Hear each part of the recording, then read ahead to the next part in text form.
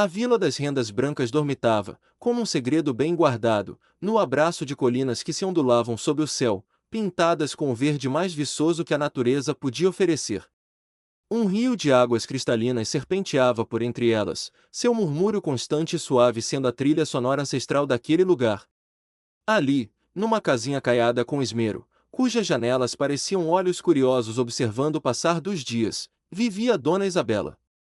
Seus cabelos, de uma brancura imaculada, como a neve que raramente visitava o topo das montanhas distantes, ou mais precisamente, como os fios de algodão mais puros e alvos que ela transformava em arte, emolduravam um rosto que era um mapa de vida. Cada sulco, cada linha, contava uma história de sóis e luas, de risos e lágrimas, de esperas e chegadas. Mas, para além das marcas do tempo, seus olhos brilhavam com uma vivacidade surpreendente, uma centelha da juventude que se recusava a apagar, mesclada à sabedoria serena das estações vividas e compreendidas. Dona Isabela era mais do que uma moradora antiga, era um relicário vivo. A última mestra tecelã da Vila das Rendas Brancas. Uma linhagem que remontava a bisavós e trisavós, mulheres cujas mãos haviam tecido a própria identidade da vila, fio a fio.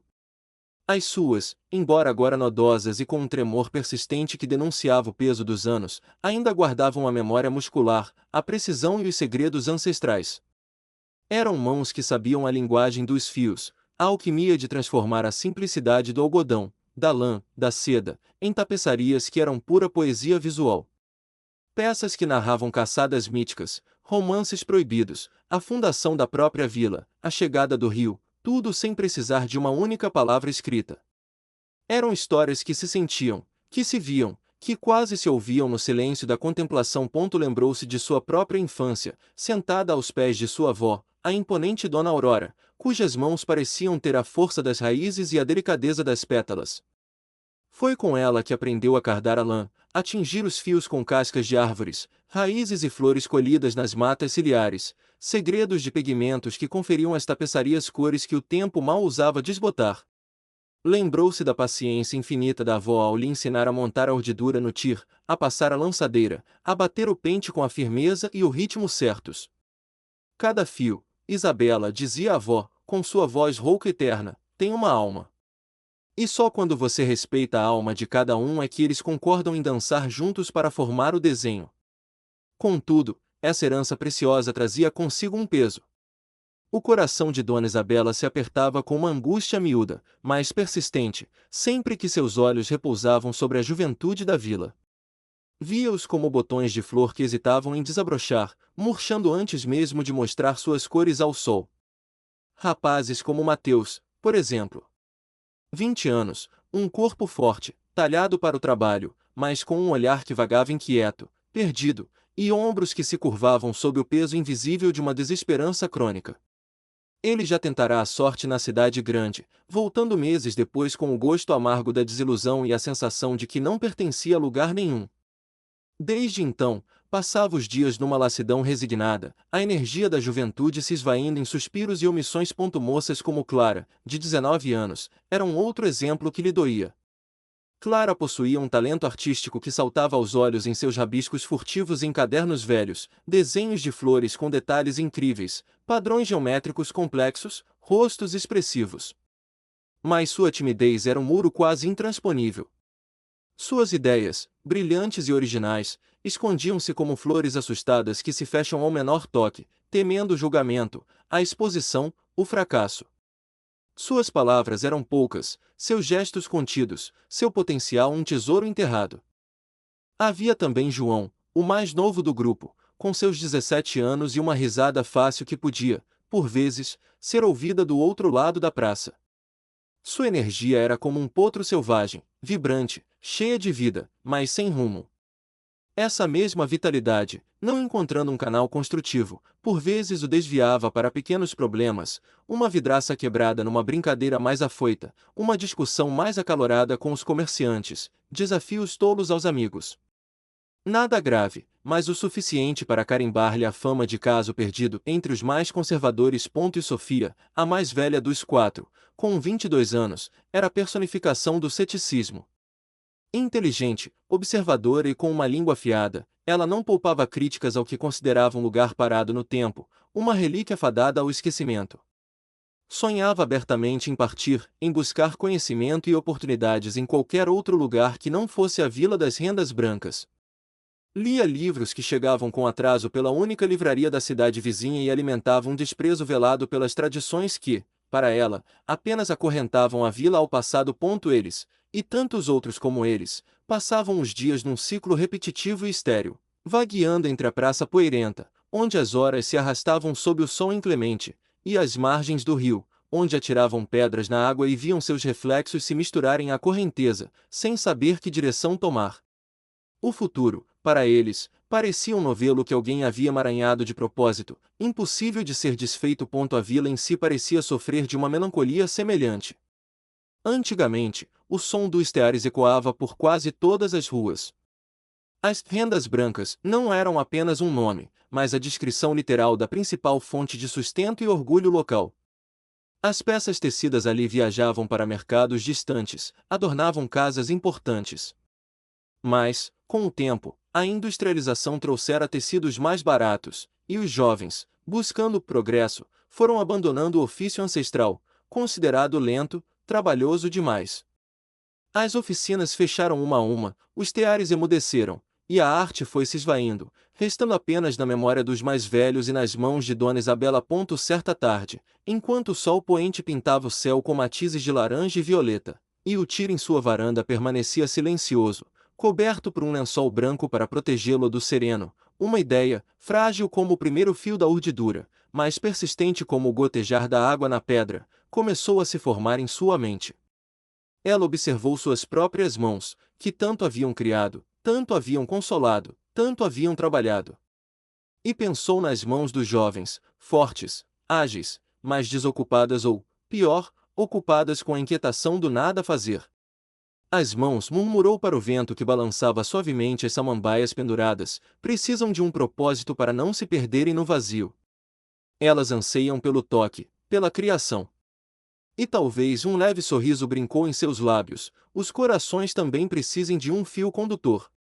Na manhã seguinte, Dona Isabela levantou-se mais cedo que o habitual. Preparou um bolo de fubá com erva doce, cujo aroma se espalhou pela vizinhança, e escreveu 4 pequenos bilhetes com sua caligrafia caprichada, quase um bordado em papel. Convidava Mateus, Clara, João e Sofia para um chá em sua casa naquela tarde. Entregou-os a um menino que passava, pedindo que os levasse aos destinatários. A reação ao convite foi uma mistura de surpresa e desconfiança. Dona Isabela? O que ela quer com a gente? Perguntou João, coçando a cabeça, quando encontrou os outros na praça. Mateus deu de ombros, sua expressão apática mal se alterando. Deve ser para reclamar de alguma coisa. Ou pedir ajuda para carregar lenha. Clara corou levemente, imaginando 1000 cenários embaraçosos. Sofia arqueou uma sobrancelha. Interessante. A última tecelã. Talvez ela queira nos transformar em seus aprendizes e salvar a tradição perdida, disse, com um toque de ironia. Ou talvez ela só esteja solitária. No fim, a curiosidade, ou talvez a falta de algo melhor para fazer, venceu. Hesitantes. Como quem pisa em terreno desconhecido, eles se aproximaram da casa de Dona Isabela pontualmente às 3 da tarde. A porta estava entreaberta, e a voz suave dela os convidou a entrar. O interior da casa era um mergulho em outro tempo, em outro mundo. Tapeçarias vibrantes cobriam as paredes, cada uma contando uma história diferente. Cestos de vime transbordavam de novelos de lã e algodão em todas as cores imagináveis, do mais suave azul celeste ao mais profundo carmesim. O cheiro reconfortante de linha crua, cera de abelha usada para polir o tiro e um leve toque de lavanda pairava no ar. E, dominando a sala principal, estava ele, o grande tir de madeira escura, com seus inúmeros fios já esticados, como as cordas de uma harpa esperando para serem tocadas. Dona Isabela não lhes fez sermões sobre a preguiça ou a falta de rumo. Não lhes acenou com promessas vazias de um futuro glorioso. Apenas lhes serviu o chá em xícaras de porcelana delicada e fatias generosas do bolo de fubá, que estava delicioso. Conversaram amenidades por alguns minutos, sobre o tempo, sobre as notícias da vila. Os jovens, inicialmente tensos, começaram a relaxar sob a calma contagiante da anciã. Então, com a naturalidade de quem executa um ritual sagrado, ela se levantou e caminhou até o Tyr. Sentou-se no banco de madeira, e suas mãos, com uma familiaridade impressionante, começaram a se mover. A lançadeira voava de um lado para o outro, os pedais subiam e desciam ritmicamente, e o pente batia os fios com um som compassado e hipnótico. Taque, taque, shhh, taque, taque, shhh. Diante dos olhos dos jovens, um padrão começou a emergir, uma pequena flor estilizada, simples, mas de uma beleza cativante. Eles observaram, primeiro por uma polidez quase forçada, depois com uma curiosidade que crescia a cada movimento, e finalmente com uma fascinação que não conseguiam explicar, nem desviar. Havia uma magia ali, uma transformação acontecendo bem diante deles. A energia de João se aquietou, a inquietação de Mateus pareceu se dissolver, a timidez de Clara deu lugar a um brilho nos olhos, e até mesmo a cética Sofia se inclinou para a frente, observando atentamente a lógica daquele entrelaçamento. Esta arte, disse Dona Isabela, sua voz suave, mas preenchendo o silêncio respeitoso que se instalara, não é apenas sobre criar beleza para os olhos, embora isso também seja importante. Ela parou por um instante, passando os dedos sobre o tecido que nascia. É sobre paciência. Muita paciência.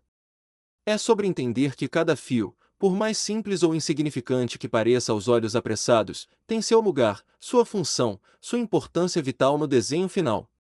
Um fio fora do lugar, um fio frouxo demais, um fio que se parte e não é remendado com cuidado, compromete toda a obra. Seus olhos encontraram os de cada um deles. É sobre como, juntos, esses fios, essas cores, essas texturas, se unem para criar algo infinitamente maior, algo mais forte, algo que nenhum deles poderia ser sozinho. Ela fez uma pausa, permitindo que as palavras pairassem no ar. E, no fim das contas, é sobre encontrar a si mesmo no processo. É sobre diálogo. O diálogo entre suas mãos, sua mente, seu coração e os fios. E então, com um gesto convidativo que abrangia o tiro e os cestos de fios, ela disse simplesmente: gostariam de tentar. A hesitação foi palpável. Mateus olhou para suas mãos grandes, calejadas de pequenos trabalhos braçais esporádicos, e duvidou que pudessem lidar com algo tão delicado. Clara sentiu um arrepio de medo só de pensar em estragar aqueles fios caros. João soltou uma risadinha nervosa. Sofia cruzou os braços, cética. Não tenham medo, disse Dona Isabela, com um sorriso que dissipava qualquer apreensão. O Tyr é um mestre paciente. E os fios são generosos. Eles sempre nos dão uma segunda chance. O início foi, para ser brando, um desastre cômico. Uma verdadeira sinfonia de erros e frustrações hilárias, que arrancou risadas até mesmo da reservada Clara. Fios se partiam com uma facilidade irritante, especialmente sob a atenção impaciente de Mateus. Nós teimosos se formavam onde não deviam, como pequenos diabinhos zombando de seus esforços. A coordenação motora, que eles julgavam ter para outras atividades, parecia ter evaporado diante da complexidade dos pedais, da lançadeira e do pente. Mateus, com sua impaciência latente, quase desistiu no primeiro dia. Isso não é para mim, Dona Isabela, resmungou ele, após ver um conjunto de fios se embaraçar de forma catastrófica por sua causa. Sou um desastre com essas coisas delicadas. Melhor eu ir capinar um lote, que é mais minha praia. Ele se levantou, pronto para ir embora, o rosto vermelho de frustração. Dona Isabela não o repreendeu. Apenas lhe ofereceu um copo d'água. A força das mãos, Mateus, disse ela calmamente, não está apenas em levantar peso, mas em saber controlar essa força. A delicadeza também é uma forma de poder. Sente-se. Vamos tentar de novo, juntos. Olhe, este nó aqui, ele parece um problema, mas é só um convite para olharmos mais de perto. Clara, por sua vez, mal ousava tocar nos fios. Seus movimentos eram tão hesitantes, tão leves, que a lançadeira mal se movia. O medo de errar, de estragar o material, de não ser boa o suficiente, paralisava seus dedos. Dona Isabela percebeu. Puxou um banquinho para perto dela. Clara, minha querida, começou, pegando um fio de um azul profundo, olhe esta cor. O que ela te lembra? Clara sussurrou. O céu antes da tempestade. Exato, sorriu Isabela. E não a beleza na iminência da tempestade? Não tenha medo de errar. Os erros, muitas vezes, nos mostram caminhos que não teríamos encontrado de outra forma. Pense no seu caderno de desenhos. Você não experimenta nele? Clara assentiu, um pouco mais confiante. João, sempre pronto para uma piada, tentava disfarçar sua falta de jeito inicial com comentários engraçados e imitações desajeitadas dos movimentos de Dona Isabela. Olha só, parece que tô tentando laçar um carneiro invisível, exclamou, arrancando risadas, mas também desfazendo uma sessão que Sofia tentava pacientemente organizar. Sofia, com sua mente analítica, tentava entender a lógica do TIR como se fosse uma equação matemática. Se eu cruzar este fio por cima de 3 e por baixo de 2, e depois inverter a sequência, murmurava para si mesma, franzindo a testa quando o resultado não era o esperado. Ela secretamente desenhava diagramas em um caderninho, tentando decifrar a estrutura dos padrões mais complexos de Dona Isabela, intrigada pela precisão necessária. Mas Dona Isabela era a personificação da paciência. Seu sorriso gentil nunca vacilava, seus olhos nunca demonstravam impaciência. Com uma calma que parecia emanar dela e contagiar o ambiente, ela corrigia um erro aqui, demonstrava novamente uma técnica ali, e elogiava com entusiasmo genuíno o menor dos avanços. Muito bem, João, a tensão está melhorando, ou Sofia, essa sua observação sobre a simetria é muito pertinente, ou Mateus, veja como seus dedos já estão mais ágeis. Enquanto os guiava no aprendizado prático, ela tecia também com palavras. Contava histórias da Vila das Rendas Brancas, de como a tecelagem, em tempos idos, era o coração pulsante da comunidade. Falava de sua avó, Dona Aurora, que tecerá um enxoval de casamento de quase todas as moças da sua geração. Contava sobre o pano da colheita, uma grande tapeçaria comunitária que era feita todo ano para agradecer a fartura da terra, e como cada família contribuía com um pedaço, um símbolo. Falava dos pigmentos naturais, ensinando-lhes a reconhecer as plantas tintórias que cresciam ali mesmo, nas redondezas, o urucum para o vermelho alaranjado, o anil para o azul profundo, a casca de cebola para os tons dourados. Um dia, levou-os para um passeio pelas matas próximas ao rio, ensinando-os a colher cascas, folhas e raízes, e depois, no quintal de sua casa, mostrou-lhes o processo mágico de extrair as cores em grandes caldeirões sobre o fogo a lenha. Aquela aula prática, com o cheiro da fumaça e das plantas cozinhando, marcou-os profundamente. Aos poucos, quase imperceptivelmente, embalados pelo ritmo compassado do tir-tac, tac, shhh, e pela voz serena de Dona Isabela, que parecia carregar a sabedoria do próprio rio, algo profundo começou a mudar naqueles 4 jovens. As mãos, antes desocupadas ou inquietas, encontraram um propósito, um ritmo. Mateus, para sua própria surpresa e dos outros, descobriu uma capacidade de concentração que não sabia possuir. Sua energia, antes dispersa em frustração e desesperança, agora estava focada na complexa dança da trama e da urdidura. O trabalho físico de preparar o tir, de esticar os fios mais grossos, dava vazão à sua força de uma maneira construtiva. Seus ombros pareciam menos curvados, seu olhar, mais direto. Clara, sob a tutela gentil e encorajadora da mestra, que constantemente elogiava suas escolhas de cores e sua sensibilidade para as texturas, começou a usar. Seus dedos delicados, antes trêmulos, ganharam uma confiança surpreendente. Ela começou a experimentar combinações de cores inusitadas, a sugerir pequenas alterações nos desenhos propostos por Dona Isabela, e até a esboçar seus próprios padrões, inspirada nas flores do jardim da tecelã ou nas formas das nuvens. João, que inicialmente via o tir como um desafio à sua força bruta, encontrou na exigência física de operar o equipamento uma forma construtiva de canalizar sua intensidade. Ele se tornou o mais rápido em passar a lançadeira nos tecidos mais largos e desenvolveu uma habilidade especial para criar nós firmes e precisos. Sua risada ainda era fácil, mas agora acompanhava pequenas vitórias no tir, e ele passou a ser o primeiro a chegar e o último a sair do ateliê improvisado. E Sofia, com sua mente analítica e seu ceticismo inicial, acabou completamente fascinada. A matemática intrínseca aos padrões, a lógica da combinação das cores, a física da tensão dos fios, a química envolvida no tingimento natural, Tudo aquilo era um banquete para seu intelecto. Ela começou a pesquisar em livros antigos que Dona Isabela guardava, a estudar a história da tecelagem em outras culturas, e a pensar em como otimizar certos processos sem perder a alma artesanal do trabalho. Descobriu que a tecelagem não era apenas um passatempo de velhas, mas uma ciência e uma arte complexas e interligadas. Mais do que simplesmente aprender a tecer, eles começaram a conversar de verdade. O ateliê de Dona Isabela, com seu ambiente acolhedor e o som constante do tir, tornou-se um refúgio, um espaço seguro. Entre os fios coloridos que se entrelaçavam no tir, suas próprias histórias, medos e sonhos esquecidos começaram a vir à tona, a se entrelaçar. Compartilhavam suas frustrações com a vida na vila, a falta de perspectivas que tanto os angustiava. Mateus confessou seu medo de nunca ser bom em nada. Clara falou baixinho sobre seu sonho de estudar artes, algo que nunca tivera coragem de dizer em voz alta para sua família. João admitiu que suas travessuras eram, na verdade, um jeito de chamar a atenção, de se sentir notado.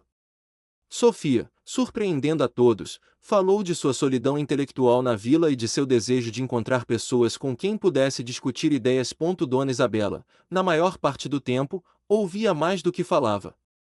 Como uma tecelã experiente que observa o desenho se formar, ela acompanhava o desabrochar de cada um. Suas poucas palavras, no entanto, proferidas no momento certo, eram como os fios de ouro ou prata em uma tapeçaria, iluminavam, conectavam, davam sentido e valor ao todo. Ela não dava conselhos diretos, mas contava parábolas, trechos de poemas, ou simplesmente fazia perguntas que os levavam a encontrar suas próprias respostas. Eles estavam tecendo não apenas panos, mas laços de amizade, respeito e compreensão mútua. O ceticismo inicial deu lugar a uma camaradagem genuína. O desafio que selaria essa transformação, que testaria seus novos aprendizados e sua recém-descoberta união, surgiu de forma inesperada, como uma nuvem escura em céu azul. A Vila das Rendas Brancas se preparava, com mais resignação do que entusiasmo, para sua festa anual. Era uma tradição antiga, que celebrava a colheita e a padroeira local, Santa Luzia, protetora dos olhos, e por associação, das artesãs. O ponto alto da festa sempre foi o acharmento do estandarte da comunidade na praça principal. Mas o velho estandarte, uma peça tecida há mais de 50 anos por um grupo de tecelãs liderado pela avó de Dona Isabela, estava agora irremediavelmente puído, desbotado pelas décadas de sol e chuva, e frágil demais para ser novamente exposto. Numa reunião comunitária na pequena câmara da vila, o prefeito, um homem de poucas palavras e menos ideias ainda, lamentou a situação. Infelizmente, este ano, teremos que passar sem nosso estandarte. Não temos recursos para encomendar um novo de fora, e, bem, vocês sabem, não temos mais quem o faça por aqui. Um murmúrio de tristeza e resignação percorreu o salão. Era como admitir publicamente o fim de uma era. Foi então que Mateus, impulsionado por uma coragem que ele mesmo desconhecia ter, levantou-se. Sua voz, geralmente baixa e hesitante, soou clara e firme: nós podemos fazer. Nós vamos tecer o novo estandarte. Um silêncio chocado se instalou. Todos os olhares se voltaram para ele, e depois para Clara, João e Sofia, que estavam sentados ao seu lado e pareciam tão surpresos quanto os demais, mas rapidamente recompuseram-se, assentindo em apoio. Um velho agricultor, conhecido por seu mau humor, pigarreou: vocês? Um bando de aprendizes?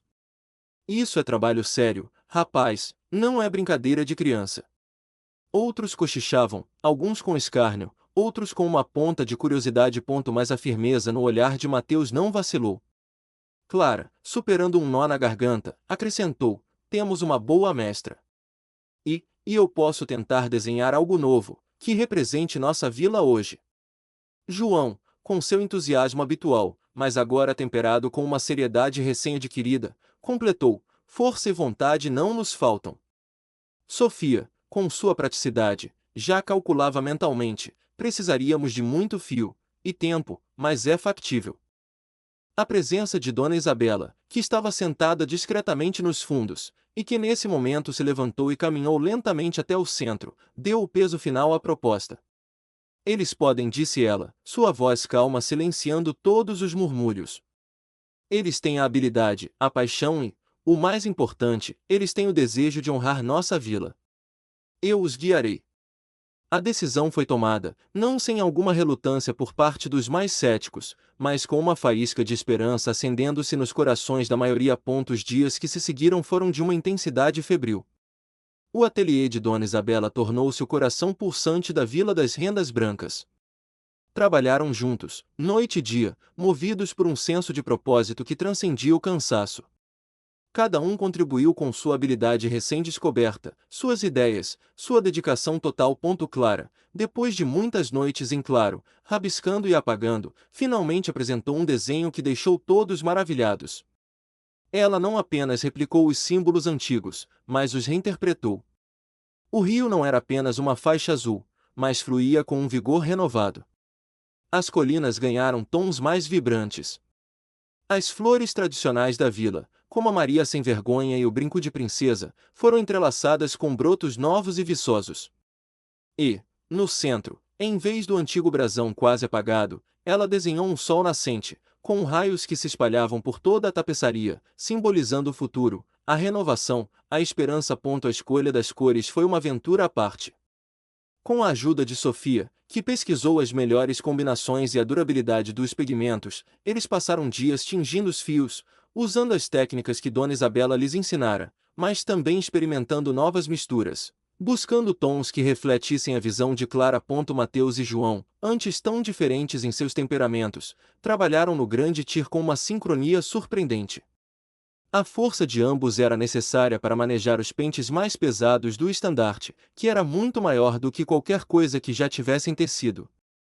Desenvolveram um sistema de comunicação quase sem palavras, baseado em olhares e gestos, enquanto a lançadeira, agora maior e mais pesada, viajava entre os fios esticados. Houve momentos de tensão, como quando um feixe importante de fios da urdidura se rompeu, ameaçando todo o trabalho. O pânico foi geral. Mateus quis desistir, esmurrou a parede do ateliê. Mas Sofia, com calma, analisou o estrago, e Clara, com sua delicadeza, encontrou uma maneira de remendar os fios, um a um, com a supervisão atenta de Dona Isabela. Foi uma noite inteira de trabalho minucioso, que testou a paciência de todos ao limite, mas que, ao final, os uniu ainda mais. Sofia, com sua precisão, era guardiã das medidas, da contagem dos fios, da execução fiel do desenho de Clara. Ela criou um sistema de marcação nos fios da urdidura para guiar as mudanças de cor e forma, minimizando os erros. E, nas horas de descanso, lia em voz alta trechos de livros sobre guildas de artesãos medievais, inspirando-os com histórias de outros tempos. Dona Isabela, como uma maestrina regendo uma orquestra complexa, guiava, aconselhava, intervinha apenas nos momentos cruciais. Seus olhos, antes carregados de uma tristeza velada, agora brilhavam com uma emoção indisfarçável ao ver a transformação não apenas dos fios em tecido, mas de seus aprendizes em verdadeiros artesãos, em jovens confiantes e colaborativos. Ela compartilhava refeições com eles, muitas vezes simples sopas e pães, mas que tinham o sabor da comunhão. Finalmente, na véspera do dia da festa, a última passada de lançadeira foi dada. O último nó foi atado. Exaustos, mas com os corações transbordando de uma alegria nervosa, eles cortaram o estandarte do tir. Ao desenrolá-lo completamente no chão do ateliê, um silêncio maravilhado tomou conta do pequeno grupo. Era ainda mais belo do que haviam imaginado. No dia da festa, a praça da Vila das Rendas Brancas estava mais cheia do que nos últimos anos. Havia uma eletricidade no ar, uma expectativa palpável. As fofocas sobre o estandarte dos jovens haviam se espalhado, e todos queriam ver o resultado. Quando o prefeito anunciou o momento do hasteamento, os 4 jovens, acompanhados por Dona Isabela, caminharam solenemente até o mastro principal, carregando o estandarte enrolado com cuidado. Quando Mateus e João, com um esforço coordenado, começaram a içá-lo, e o tecido começou a se desenrolar lentamente, revelando as cores vibrantes e o desenho luminoso contra o céu azul, um suspiro coletivo varreu a praça. Seguiu-se um silêncio profundo, de pura admiração. Era vibrante, belo, uma obra de arte que parecia pulsar com vida própria. As cores dançavam sob a luz do sol, o desenho contava uma história, a história de uma vila que, através das mãos de seus jovens e da sabedoria de sua mestra, redescobria seu valor, sua identidade, acima de tudo, sua esperança. Não era apenas um tecido, era um manifesto de resiliência, um testemunho da força indomável da união, do propósito e da beleza que pode nascer da dedicação. As lágrimas corriam soltas pelos rostos de muitos moradores, inclusive do velho agricultor Ranzinza, que agora aplaudia com um entusiasmo surpreendente. Os jovens não eram mais os mesmos. Aquele projeto os havia transformado de dentro para fora. A desesperança no olhar de Mateus dera lugar a um brilho de liderança e iniciativa. Ele já conversava com o dono da venda sobre um espaço para expor os tecidos, e pesquisava na internet, na única lan house da cidade vizinha, sobre como criar uma pequena loja online para vender as peças para fora da vila. Clara, que antes mal ousava mostrar seus desenhos, agora sorria abertamente, recebendo os cumprimentos. Sonhava em criar seus próprios desenhos exclusivos, em talvez um dia ter uma pequena escola de artes na vila, para que outras crianças não escondessem seus talentos. Já rabiscava ideias para uma coleção inspirada nas lendas locais que Dona Isabela lhes contará. João, que encontrara um respeito por si mesmo que desconhecia, tornou-se o guardião e organizador do ateliê, agora rebatizado de Ateliê Rendas de Esperança. Ele garantia que tudo estivesse sempre em ordem, os fios organizados por cor, os teares limpos e lubrificados. E, com uma paciência surpreendente, começava a ensinar os primeiros passos da tecelagem a algumas crianças mais novas da vila, que, inspiradas pelo estandarte, agora olhavam para o ofício com curiosidade e admiração. Sofia, sempre pragmática, mas agora com um brilho idealista nos olhos, já estava com um caderno cheio de anotações sobre como fundar uma cooperativa de artesãos. Pesquisava sobre modelos de negócios justos, sobre como obter financiamento para comprar mais matéria-prima de qualidade, sobre como garantir que o valor daquela arte fosse reconhecido e que os artesãos fossem devidamente recompensados. Ela, que tanto sonhara em partir, agora via um futuro promissor ali mesmo, na Vila das Rendas Brancas, um futuro que ela mesma poderia ajudar a construir. Dona Isabela, sentada em sua cadeira de balanço na varanda, alguns dias depois da festa, observava o movimento no ateliê, que agora tinha vida própria. Via Mateus discutindo com Sofia sobre preços, Clara mostrando um novo desenho a João. Suas mãos, que por tantos anos foram as únicas a manter viva a chama da tecelagem na vila, agora podiam descansar um pouco mais. Elas repousavam em seu colo, ainda nodosas, ainda trêmulas, mas agora com a serenidade de quem cumpriu uma missão. Seu coração estava pleno, em paz. Ela havia plantado sementes em solo que parecia árido, mas que se revelou incrivelmente fértil. E essas sementes não apenas germinaram, mas floresciam com uma vitalidade e uma beleza que aqueciam sua alma. Estavam tecendo não apenas fios, mas um futuro mais forte, mais coeso, mais colorido e mais esperançoso para a Vila das Rendas Brancas. As mãos que antes pareciam perdidas, desocupadas ou inquietas, agora teciam sonhos, teciam a realidade. E o som ritmado do tir, que por tanto tempo fora apenas uma doce e melancólica lembrança em sua mente, voltou a ecoar com força pelas ruas da vila, não mais como um lamento pelo passado, mas como uma canção vibrante de esperança, uma melodia que se entrelaçava ao murmúrio do rio e ao riso das crianças, prometendo que a arte, a alma e a união da Vila das Rendas Brancas jamais se perderiam no tempo. Eram fios de um novo começo, fortes e belos, tecidos por muitas mãos.